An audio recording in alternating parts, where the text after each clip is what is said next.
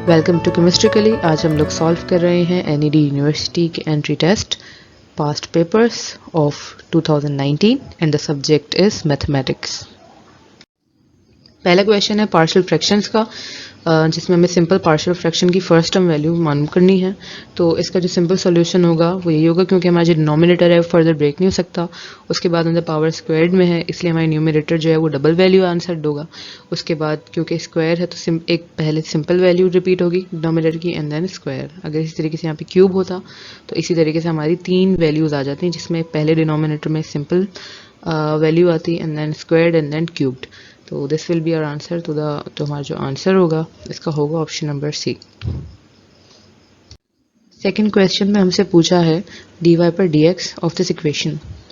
तो सिंपली हम क्या करेंगे, क्योंकि हमारी इक्वेशन में ऑलरेडी dy y मौजूद है, तो हम लोग क्या करेंगे, पूरी इक्वेशन को dy dx से मल्टीप्लाई करवा देंगे। मीन्स पूरी इक्वेशन का हम डेरिवेटिव ले लेंगे विद रिस्पेक्ट टू x। तो सिंपली जब रूट y का डेरिवेटिव होगा वो 1/2 रूट y आंसर आ जाएगा, बिकॉज y की जो पावर है वो है 1/2। तो पावर सबसे पहले आ गई 1/2 and then power -1। 1/2 -1 will be -1/2। तो डिनोमिनेटर में रूट y आ गया।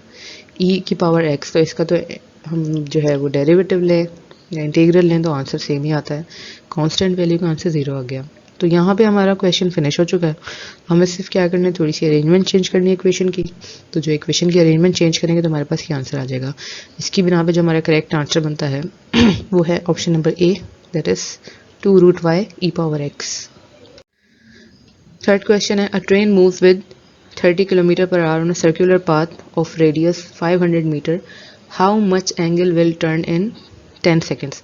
तो सबसे पहले इस तरह के सवालात में नोट करने की ये चीज़ होती है कि यहाँ के जो यूनिट्स हैं वो बहुत डिफरेंट है। फॉर एग्जांपल अगर मैं इनकी स्पीड की वैल्यू देखूँ तो है किलोमीटर पर आवर, इसके बाद अगर रेडियस की वैल्यू देखूँ वो है मीटर। तो मीन्स अगर मैं लेंथ की यूनिट्स भी देखूँ तो यहाँ पे मीटर की वैल्यू है और यहाँ किलोमीटर की वैल्यू है।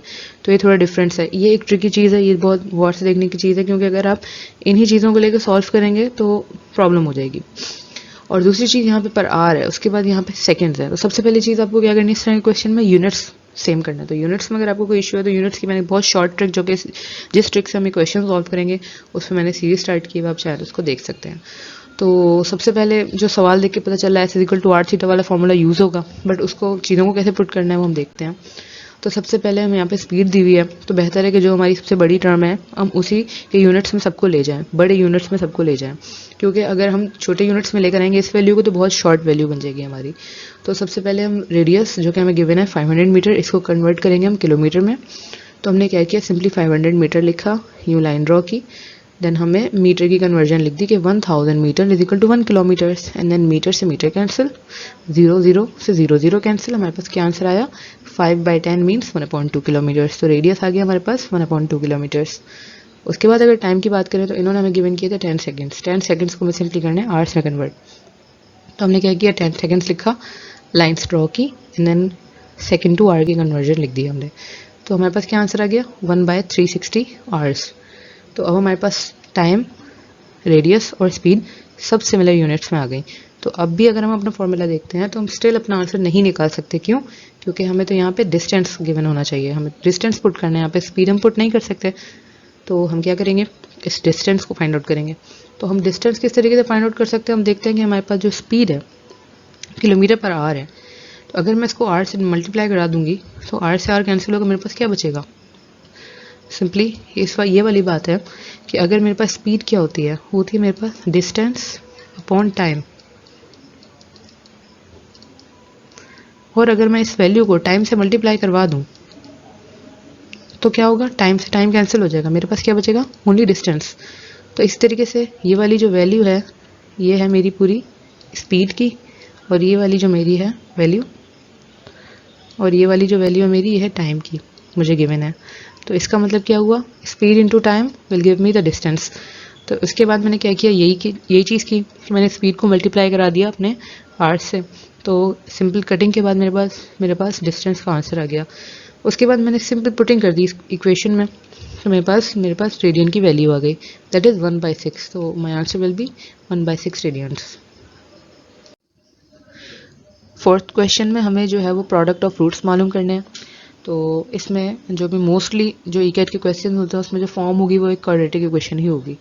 तो इस क्वेश्चन के सिंपली हमें क्या करना है, इसको सिंप्लीफाई करना है, इसको क्वाड्रेटिक इक्वेशन में फॉर्म करना है। बज़ाहिर तो ये लगेगा कि हमारी क्यूबिक इक्वेशन फॉर्म हो रही है, मगर जो है अगर हम गौर से देखेंगे, क्योंकि ये थोड़ी जल्दी में या फास्ट हम लोग ये मिस्टेक कर सकते हैं कि हम यहाँ पे स्टिक कर जाएं कि ये तो क्यूबिक इक्वेशन है, लेकिन थोड़ा सा हम गौर करें तो ये हमारे पास क्वाड्रेटिक इक्वेशन बन जाएगी, एक्स को कॉमन ले लेंगे, क्योंकि सिली मिस्टेक्स हो जाती हैं ऐसी जल्दबाजी में। तो इस चीज़ का ख्याल रखना है कि ई कैट में अक्सर जो भी इक्वेशन आती हैं, अक्सर मतलब हो सकता है क्यूबिक भी आ जाए, मगर मेजॉरिटी जो आती हैं वो आती हैं ये क्वाड्रेटिक इक्वेशंस। तो सिंपली जब हमारी क्वाड्रेटिक इक्वेशन ये फॉर्म हो गई, हमने ए बी सी की वैल्यू निकाली एंड देन सिंपली हमने प्रोडक्ट ऑफ रूट्स में पुट कर दिया। तो प्रोडक्ट ऑफ रूट्स में भी आंसर आ सकता है इसका, एंड सिंपली सेम क्वेश्चन आ सकता है कि आपको सम ऑफ रूट्स में निकालना है, या ऐसे भी क्वेश्चन आ सकता है कि what will be the sum of roots and the product of roots. तो our answer will be -1/10, that is B. Fifth question है y is equal to e power cos x, and again हमें क्या मालूम करना है, dy पर dx। तो क्योंकि y ऑलरेडी हमारे मौजूद है, हम सिंपली क्या करेंगे, d बाई डी एक्स से मीन्स इस सब को डेरिवेट कर देंगे विद रिस्पेक्ट टू x। तो सिंपली जब हमने इसको with respect to x derivate किया तो सिंपल आंसर आ गया, वन स्टेप में हमारा आंसर आ जाता है। तो इसीलिए हमें टाइम को भी इस तरीके से मैनेज करना है कि जब हम स्टार्ट में या कभी लॉन्ग क्वेश्चन देखें तो उससे घबराना नहीं है, क्योंकि अगर कोई क्वेश्चन लॉन्ग है या टाइम टेकिंग है, उसने 5 मिनट्स तक ले लिया, तो कुछ क्वेश्चन ऐसे भी मौजूद होंगे जो विद इन सेकेंड्स हो जाएंगे, जिसमें ये क्वेश्चन शामिल है जो कि विद इन सेकेंड आपका क्वेश्चन हो जाएगा। तो टाइम की डिस्ट्रीब्यूशन इक्वली हो जाती है। तो कभी भी ऐसा क्वेश्चन आए जो बहुत लॉन्ग हो, लेंदी हो, जो कि आएंगे आगे, तो उस पर ये नहीं करना कि नहीं यार मे बी मैं गलत कर रहा हूँ क्या, लॉन्ग क्वेश्चन होते हैं क्योंकि वो पूरा बैलेंस कर देते हैं शॉर्ट क्वेश्चन को रख के। 6 क्वेश्चन में इंटीग्रेशन करनी है सिंपल। तो सिंपल इंटीग्रेशन कोई किसी भी किस्म की इंटीग्रेशन होती है, हमें उसमें सबसे पहले देखना होता है कौन सा रूल अप्लाई हो रहा है या कौन सा इसमें चीज़ लग सकती है, किस तरीके से सिंप्लीफाई हो सकता है। तो इस क्वेश्चन में जो अगर हम देखते हैं तो सिंपली हम सबसे पहले कुछ चीज़ें होती हैं जो हम देखते हैं सॉल्व करने से पहले। इसमें हमें नज़र आ रहा है कि डेरिवेटिव मौजूद है दोनों टर्म्स का। फॉर एग्जांपल एक टर्म का डेरिवेटिव ऑलरेडी मौजूद है जो कि साइन का है, तो हम सिंपली उसको यू कंसीडर करके सारी जो है सब्सटीट्यूशन करेंगे, अपना फॉर्म जो क्वेश्चन है in the form of you convert कर देंगे, एंड देन यू में कन्वर्ट हो गया तो इसके बाद सारा क्वेश्चन ही आसान हो गया। तो जब आसान हो गया और उसके बाद हमने अपनी वैल्यू पुट कर ली, साइन 90 इज ऑलवेज 1, तो आंसर आ गया हमारा 1/4, that will be answer number A. In question number 7 हमें अगेन जो है वो डी वाई पर डी एक्स की वैल्यू मालूम करनी है। तो it will be a simple and a quick question जिसमें हमें सिर्फ एलन की जो है वो रूल फॉलो करना है कि एलन से जब भी कोई चीज़ इंटीग्रेट की जाती है तो वो 1/, में आ जाती है, एंड देन जो है बॉक्स का डेरिवेटिव सामने आ जाता है। तो it will be a simple answer. तो इसमें हमारे ऑप्शंस में थोड़ी सी सॉरी मिस प्रिंटिंग हो गई थी, तो ये होगा उसका असल आंसर। इन क्वेश्चन नंबर 8 हमें ये इसको सिंप्लीफाई करना है। तो सिंप्लीफाई करने के लिए हमने देखा कि हमारे सेकंड ब्रैकेट में एक ट्रिग्नोमेट्रिक रूल फॉलो हो रहा था, तो हमने फ़ौरन से उसको सिंप्लीफाई कर दिया, जितना पॉसिबल होगा हम उसको सिंप्लीफाई करेंगे, एंड देन इसकी सिंपलिंग ओपनिंग करेंगे, अपने ब्रैकेट ओपन करेंगे, उसके बाद कर करके हम यहाँ तक पहुँच जाएंगे। तो ये हमारा आंसर आएगा जो कि हमारे किसी भी ऑप्शन से मैच नहीं करता, which will be none of these. इसको मजीद भी सिंप्लीफाई अगर करके चेक करेंगे तो इनमें से कोई टर्म नहीं बन रही है, तो this will be a time waste. तो डायरेक्ट हम क्या कर देंगे, नन ऑफ दीज पे क्लिक कर देंगे। Question number 9 is f x is equal to cos x is. तो ये किस तरह का फंक्शन है, तो हम जानते हैं कि there are two kind of functions, even and odd. तो कुछ ऑड की वैल्यूज होती हैं कुछ टर्म्स, और कुछ इवन की रूल्स होते हैं। तो यहाँ पे हमें सिर्फ इस तरह के क्वेश्चन में हमें सिर्फ ये देखना है कि हमारा जो ट्रिग्नोमेट्रिक फंक्शन है वो कौन सा है, किस फेज में लाई करता है। तो एक बहुत ही आसान सी याद करने की चीज़ है कि इवन के 2 ही होते हैं, और ये हम जब सॉल्व कर रहे होते हैं तब भी हमें ये चीज़ याद हो जाती है कि कॉस में कोई चीज़ आती है तो साइन का असर नहीं पड़ता। तो कॉस और सेक, क्योंकि सेक जो है वो ऑपोजिट है कॉस का, तो सिंपली ये जो आंसर है इसका होगा सी, क्योंकि कॉस एक और बाकी तमाम जितने भी हैं कॉस के अलावा वो है ऑड फंक्शन। तो इसका आंसर भी होगा option number C, that is an odd function.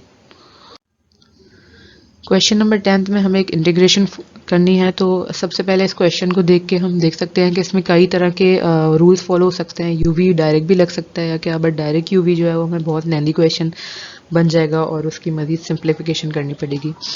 तो उसका आसान तरीका ये है कि अगर हम यहाँ पे इसको ऐसे सॉल्व करें कि जो हमारी पावर है u e की पावर, उसको हम u कंसीडर कर लें एंड देन हम उसको पूरा u के हिसाब से अपने क्वेश्चन को मॉडिफाई कर दें।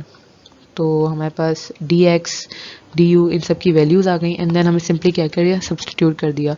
2 हमारा जो है कांस्टेंट, हम उसको इंटीग्रल के बाहर ले गए। उसके बाद x क्यूब को हमने 2 में ब्रेक कर दिया, x into x square and e power x square into d x. And क्योंकि हम यहाँ सारी वैल्यूज़ को हम सब्सटीट्यूशन बना चुके थे तो हमने डी एक्स की जगह du पर 2x पुट कर दिया, जिससे हमारा 2 से 2 कैंसिल हो गया, x से x कैंसिल हो गया जो कि हमने एक्स्ट्रा निकाला था x क्यूब में से, एंड देन x स्क्वायर जो है हमारा u में कन्वर्ट हो गया एंड e की पावर u हो गई। तो हमारा सवाल काफ़ी हद तक सिंप्लीफाई हो गया कि अगर हम लोग इस पे अब uv का फॉर्मूला लगाते हैं, यहाँ पे मैंने एफ जी से शो किया हुआ है क्योंकि u ऑलरेडी हमारे पास क्वेश्चन में था तो थोड़ी कन्फ्यूजन हो जाती। तो इसमें हमें क्या होगा कि मज़ीद जब हम सिंप्लीफाई या इंटीग्रेशन या डेरिवेशन हमें करनी होगी आगे तो इशू नहीं होगा। तो सिंपली हमने इस वैल्यूज़ को, इन दोनों वैल्यूज़ को पुट कर दिया इस फॉर्मूले में एंड देन हमने इसको सिंप्लीफाई कर लिया और बाद में u की पावर एक्स स्क्वायर पुट कर दी तो हमारा सिंपली आंसर आ गया, which is the option number C. So option number C is the correct answer. 11th question is, हमें मालूम करना है कि a जो मैट्रिक्स हमारा ये है a स्क्वायर ये है, तो हमारी वैल्यूज़ क्या होंगी a एंड b की। तो simply means a square means a into a। यहाँ पे हमने क्या किया, a मैट्रिक्स को a से मल्टीप्लाई करवा दिया एंड देन हमें इक्वेशन बनी हुई है हमारी पूरी, इसको मल्टीप्लाई करवाया, जब ये बन गई तो हमारे पास सब्सिक्वेंट वैल्यूज़ की हमने इक्वेट कर दिया। For example a plus ab will be equal to 0 and minus a plus b square will be 1।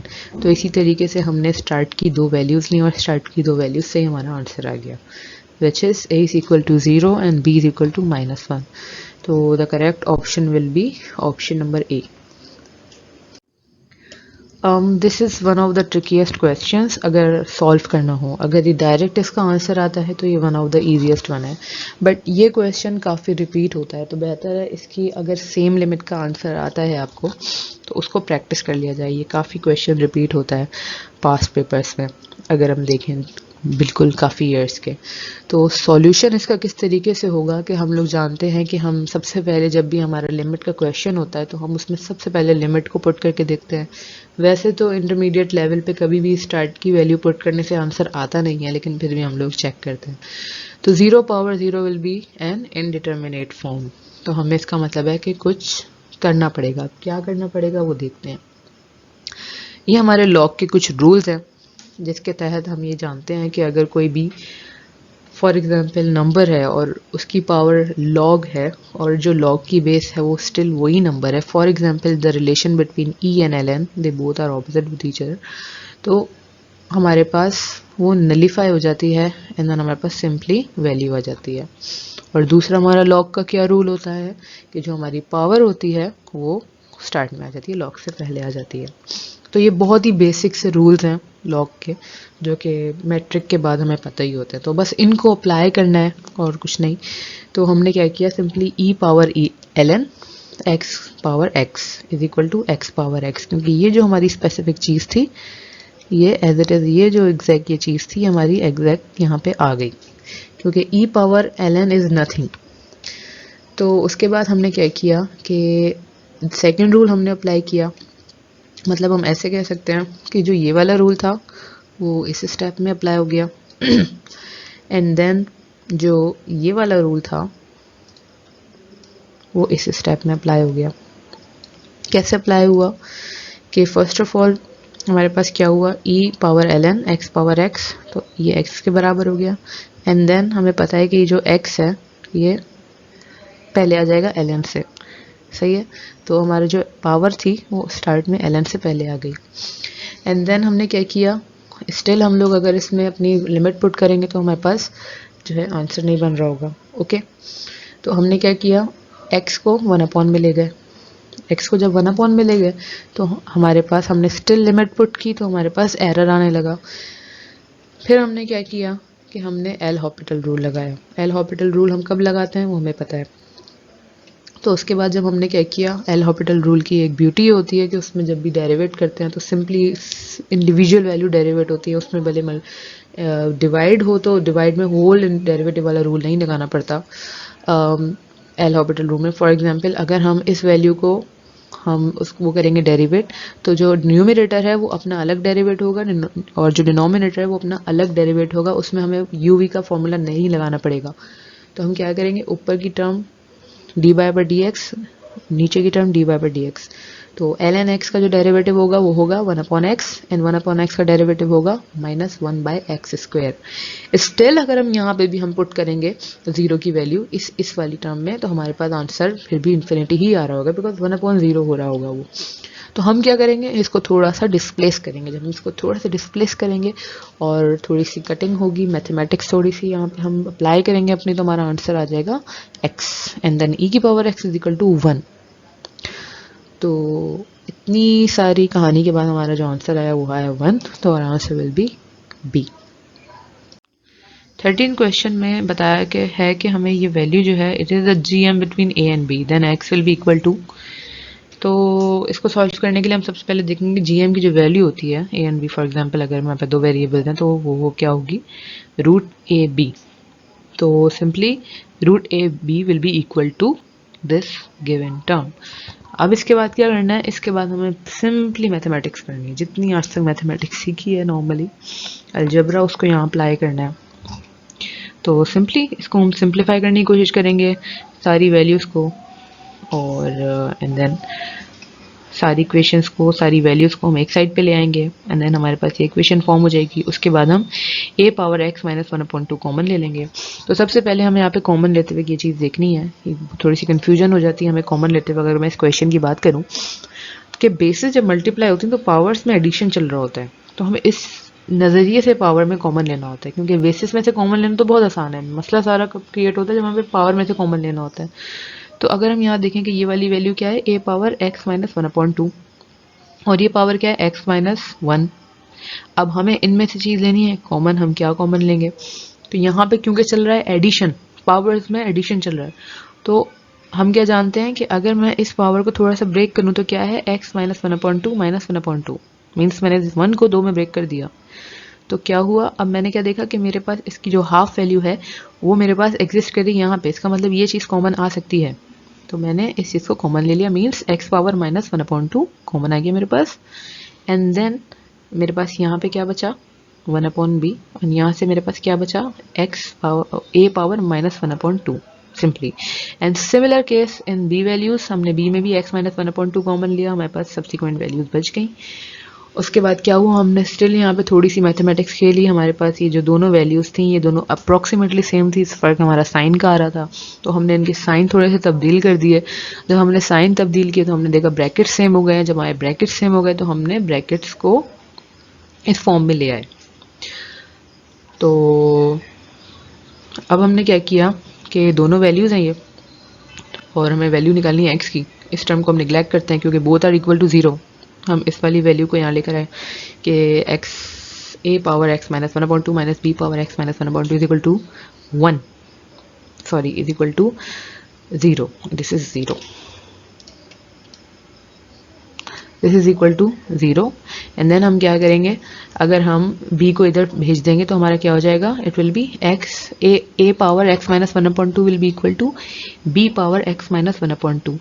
And then हम b को अगर मल्टीप्लाई में ले आएंगे तो हमारे पास क्या होगा, यहाँ पे मतलब डिवाइड कर देंगे तो हमारे पास दोनों की पावर सेम हो जाएगी। इसका मतलब यहाँ पे क्या होगा कि मीन्स अगर मैं b को यहाँ भेज दूंगी तो हमारे पास क्या होगा, a is equal to b, and दोनों की अपनी अपनी अपनी पावर्स होंगी। एंड देन मैं अगर b को इस साइड पे ले आऊँ तो मैं क्या करूँगी, a/b इज इक्वल टू 1 हो जाएगा यहाँ पे। तो यही चीज़ यहाँ पे फॉलो हो रही है इधर, कि मैंने जो है वो b को डिनोमिनेटर में ले आई। अब क्योंकि दोनों की पावर सेम है, तो दोनों की जब पावर सेम है तो वो सेम हो गई, यहाँ पे आ गई, तो पावर यहाँ पे दोनों की सेम हो गई, हमारे पास इक्वल टू है 1। तो मुझे ये पता है कि मैं अगर बेसिस सेम कर लूँ तो मैं पावर्स को इक्वेट कर सकती हूँ। बेसिस में किस तरीके से सेम कर सकती हूँ, 1 है, किसी चीज़ की भी पावर 0 1 होती है, तो मैंने 1a/b सपोज कर लिया, मीन्स मैंने सपोज किया कि this is a upon b power 0, then a upon b power 0 is equal to 1। तो इससे मुझे क्या हुआ कि जब मेरी बेसिस सेम है तो मेरी पावर भी सेम होंगी। जब मेरी पावर सेम थी तो मैंने अपनी x की वैल्यू निकाल ली। So the answer is 1/2। Limit का क्वेश्चन है 14। तो इसमें हम क्या करेंगे, सबसे पहले वही वाली बात, जब भी लिमिट का क्वेश्चन होता है पहले हम 0 पुट करके देखते हैं। तो सिंपली 0 पुट करेंगे तो आंसर हमारा नहीं आएगा, क्योंकि कॉट है and it has sine upon 0, sine 0 0 infinity. And then हम इसको थोड़ा सा इक्वेट भी अगर करें एंड देन स्टिल हमारा आंसर 0 आता है। अगर हम इसको थोड़ा सा इक्वेट करके भी अपना आंसर निकालते हैं और वैल्यू पुट करते हैं, लिमिट अप्लाई करते हैं, तो हम क्या करेंगे, सिंपली हमारे पास क्योंकि प्लस माइनस में वैल्यू है तो जो हमारे पास आखिरी चीज़ बच जाती है वो होती है कॉन्जुगेट। तो हम कॉन्जुगेट लेंगे इस वैल्यू का एंड देन कॉन्जुगेट लेकर उसको हम सिंप्लीफाई करेंगे। सिंप्लीफाई करके हमारे पास ये टर्म आ जाएगी एंड देन सिंपली हमारे पास ये आ जाएगी एंड देन हम लिमिट पुट करेंगे, हमारे पास आंसर आ रहा है 0। तो the answer will B A. 15th question में हमें एसिम्पटोट्स मालूम करने हैं हाइपरबोला के, क्योंकि माइनस का साइन है यहाँ पे हमें शो कर रहा है। तो एसिम्पटोट्स की जो इक्वेशन है वो है ये। तो हमें किस चीज़ की वैल्यू चाहिए, ए की वैल्यू चाहिए, बी की वैल्यू चाहिए, एक्स एच की, हमें इन चीज़ों की वैल्यू चाहिए। इन चीज़ों की वैल्यू हमें कैसे मिलती है, हमारी जेनरिक इक्वेशन में पुट करके। तो हमारी हाइपरबोला की जेनरिक इक्वेशन ये है। इसमें हमने अपनी इक्वेशन थी इसको सॉल्व किया, is equal to 1 and then हमने 1/144 को डिवाइड में भेज दिया लेफ्ट हैंड साइड पे। उसके बाद हमने 9 से 144 को डिवाइड करवा दिया 16 से 144 को। तो हमारे पास कुछ इस तरह का आंसर आ गया। तो यहाँ पे अगर हम देखते हैं तो हमारे पास एच एंड के की वैल्यू 0 है, क्योंकि एक्स और वाई के साथ कोई वैल्यू नहीं है ब्रैकेट में। उसके बाद हमारे पास जो डिनोमिनेटर में वैल्यूज़ आ रही हैं वो यहाँ हमारे पास ए की वैल्यू आ रही है 4, root of 16 will be 4 and root of 9 will be 3। तो ए बी एच के की वैल्यू आगे सिंपली हमें इसको पुट करना है अपनी एसिम्पटोट की इक्वेशन में। तो हमारे पास आंसर आ जाएगा +-3x/4 which is option number C. 16th question में हमें एक्सेंट्रिसिटी मालूम करनी है एलिप्स की। तो एक्सेंट्रिसिटी ख़ास तौर पे जब एलिप्स की होती है वो हमारी डिपेंड करती है ए एंड बी की वैल्यूज़ पे। तो हमें इस सवाल में क्या मालूम करना होगा, ए एंड बी की वैल्यूज़ एंड देन हमें उसको फॉर्मूला में पुट करना होगा। तो जैसा कि हम लोग जानते हैं कि अगर हमारे पास ए की वैल्यू बड़ी हो बी से तो हमारा एक्सेंट्रिसिटी ऑफ एलिप्स का फॉर्मूला ये होता है एंड देन अगर बी की वैल्यू बड़ी हो हमारी ए से तो हमारा ये फॉर्मूला होता है।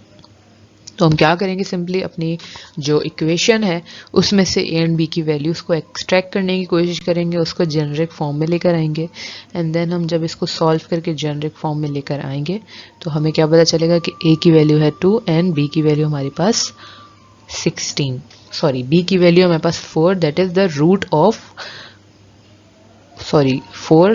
ऑफ 16। तो सिंपली हम क्या करेंगे, ए एंड बी की वैल्यूज को पुट कर लेंगे।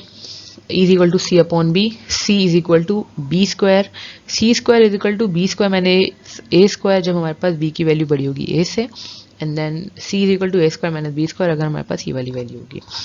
तो सिंपली अगर हम यहाँ पे अपनी वैल्यूज पुट करेंगे हमारे पास ये हो जाएगा। सबसे पहले हमें जब भी आंसर को सॉल्व करना है, जब हम यहाँ पे -12√4 पे जब हम लगाएंगे, यहाँ पे हम दूसरे तरीके से भी अपने क्वेश्चन को वो कर सकते हैं, लेकिन हमें जो आंसर लेकर आना है वो क्योंकि हमारे ऑप्शंस में से देख कर लेकर आना है, तो हमें कोशिश होनी चाहिए कि जब भी हमारा आंसर है, वैसे तो यहाँ तक भी आंसर फिनिश है बट क्योंकि हमें अपने आंसर में से आंसर तलाश करना है तो हम पूरी कोशिश करेंगे कि क्या इसको और सिंप्लीफाई किया जा सकता है। तो इसको सिंप्लीफाई भी फिर हमें उसी अंदाज से करना होगा, क्योंकि जब मैं इसको सॉल्व कर रही थी उसके डिफरेंट मल्टीपल आंसर्स बन रहे थे डिफरेंट किस्म के। तो उसकी बात यह है कि हमें जो है अपना आंसर को उस शेप में लेकर जाना है कि जिस तरीके के हमारे ऑप्शन हो। तो हम क्या करेंगे, हमारी कोशिश होगी कि चेक करें उस तरफ जा रहा है नहीं जा रहा। तो हमने जब अपने 12 को ब्रेक किया 2 × 2 × 3 तो हमारे पास फॉर्म बन गई कि जिस तरह की हमारे पास मौजूद है। तो हमारे पास आंसर आ गया ये वाला, that is equal to the option number C. Question number 17 में हमें equation of tangent at 3 1 means x is equal to 3 and y is equal to 1 पे हमें इक्वेशन ऑफ टेंजेंट निकालनी है। सो सिंपली इसको करने की एक बहुत जो आसान तरीका है वो ये है कि हम सबसे पहले क्या करें, x को सपोज करें u + 3 मीन्स हमारे पास जो x की वैल्यू हमें गिवन है वो है 3। तो हम क्या करेंगे, x is equal to u + 3 and simply y is equal to t + 1 because y is equal to 1, x 3 है y 1 है। सिंपली हमने आई कर दिया। फॉर एग्जाम्पल हमारे पास यहाँ पे x -3 होता तो हम लोग क्या करते हैं, x is equal to u -3। तो इसलिए हमने ये जो प्लस का जो साइन है वो डिपेंड करता है हमारे x और y के साइन पे। तो हमने ये x और y की टर्म्स जनरेट कर ली एंड देन हमें क्या करना है, इन टर्म्स को पुट कर देना है इस इक्वेशन में। Means x is equal to u plus 3, x square की जगह ये स्क्वायर आ गया, y is equal to t plus 1, 4 into this, ये आ गया हमारे पास। देन सिंपली हमारे पास ये इक्वेशन बन गई। अब यहाँ पे एक और ट्रिक क्या करनी है कि हमें इस पूरी इक्वेशन में से सिर्फ वो वाली टर्म्स निकालनी है जिनकी सिंगल डिग्री है, मीन्स पावर 1 है या इससे कम है।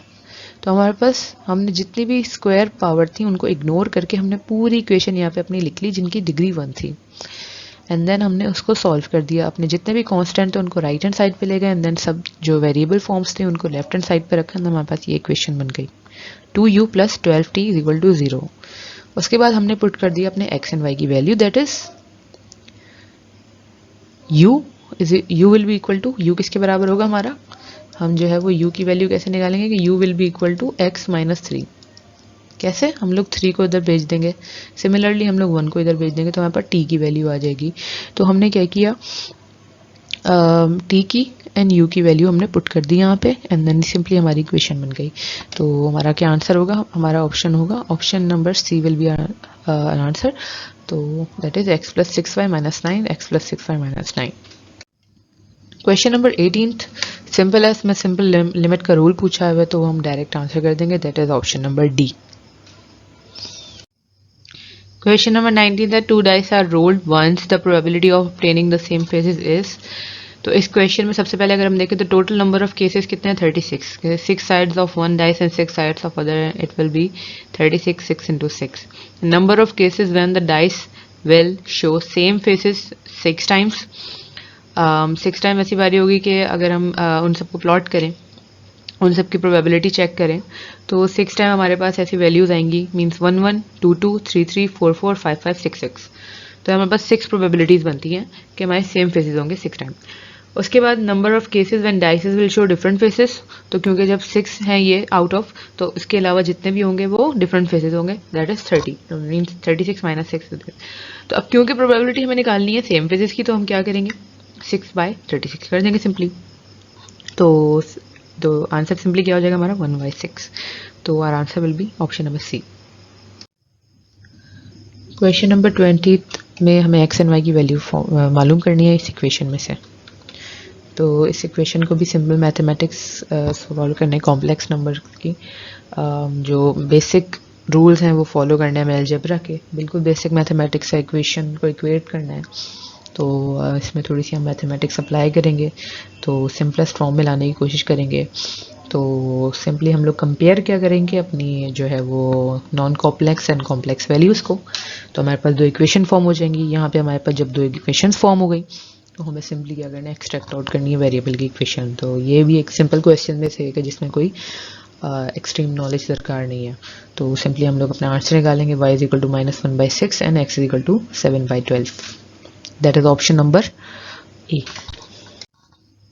Second derivative of 2x e power 2x plus 1 at x is equal to 1। तो सिंपली इसमें हमें दो बार डेरिवेट करके x की वैल्यू पुट करनी है, जो कि हम ऐसे करेंगे कि सिंपली हम लोग हमें पता है कि जब भी पावर वेरिएबल जो है वो सिंगुलर ना हो तो डेरिवेट करने के साथ हम लोग बॉक्स को भी डेरिवेट करते हैं। तो सिंपली हमने क्या किया, जब इसको डेरिवेट किया ये तो पावर सेम रिपीट हो गई एंड पावर का डेरिवेटिव आ गया। एंड देन जब हमने अगेन इसको किया डेरिवेट तो अगेन हमारे पास पावर का डेरिवेटिव आ गया। तो अल्टीमेटली हमारे पास आंसर क्या आया, 4 into e power 2x plus 1 and then जब हमने 1 पुट किया at the place of x तो हमारे पास क्या आंसर आ गया, 4 e power cube. So answer is option number B. Question number 22 is one of the simplest questions, जिसमें हमें simply dy into d x is equal to x by x को integrate करना है, इस इक्वेशन को solve करना है। And then simply हमने y और x को उनके रिस्पेक्टिव डिफरेंशियल्स के साथ लेकर जाना है एंड देन उसको हमने इंटीग्रेट करना है। जब हमने उनको इंटीग्रेट किया देन हमारे पास आंसर आ गया y का जो डेरिवेटिव इंटीग्रल होगा वो क्या होगा, y² by 2 and then x² per 2 and simply हम क्या करेंगे, अपने ऑप्शंस को मद्देनजर रखेंगे। हम देखेंगे हमारा, क्योंकि इसकी वैल्यू ये भी हो सकती है, फॉर एग्जांपल अगर मैं एक्स को इधर ले जाऊँ, y square minus x square is equal to 0, but ऐसा हमारे पास एग्जिस्ट नहीं करता इक्वेशन। तो हम क्या करेंगे, फिर वाई को इधर लेकर आ जाएंगे। मतलब इसी इक्वेशन में से, इसी आंसर में से दो तरह के आंसर बनते हैं, मगर हमें आंसर कौन सा बनाना है जो हमारे पास अवेलेबल है। तो हमारे पास क्या अवेलेबल है, ऑप्शन नंबर बी में x square minus y square. तो हम लोग क्या करेंगे, हम लोग जो है वो y को ही उठा के यहाँ पे ले जाएंगे, ताकि हमारा जो आंसर है वो x माइनस वाई स्क्वायर बन जाए। So our answer will be option number B. इसमें मल्टीप्लिकेटिव इनवर्स मालूम करना है। And multiplicative inverse is simply anything जिसको किसी भी चीज़ से मल्टीप्लाई कराया जाए तो आंसर 1 है। फॉर एग्जांपल 2 का मल्टीप्लिकेटिव इनवर्स होगा 1/2, 3 का होगा 1/3। तो इसी तरीके से z को हम सपोज करते हैं that is the multiplicative inverse of √2 into √3, जो कि हमारे पास एक कॉम्प्लेक्स नंबर हमें पास दिया हुआ है। तो जब हम इन दोनों को मल्टीप्लाई कराएंगे तो हमने सपोज कर लिया, क्योंकि इसका मल्टीप्लिकेटिव इनवर्स है तो आंसर आएगा 1। तो इसीलिए हमने यहाँ पे अपनी इक्वेशन को इस तरीके से फॉर्म कर लिया, सपोज कर लिया। उसके बाद हमने सिंपली इसको सॉल्व किया, एंड कॉन्जुगेट लिया, एंड देन इसको सिंप्लीफाई करते गए and then we got this answer, and this is the multiplicative inverse of the given term. So हमारे पास जो आंसर हुआ वो है option number D, that is √3/5 minus √2/5 iota. The length of lattice rectum of parabola is this, then तो the length of latus rectum हमें मालूम करनी है, जिसमें हमें पैराबोला की इक्वेशन गिवन है।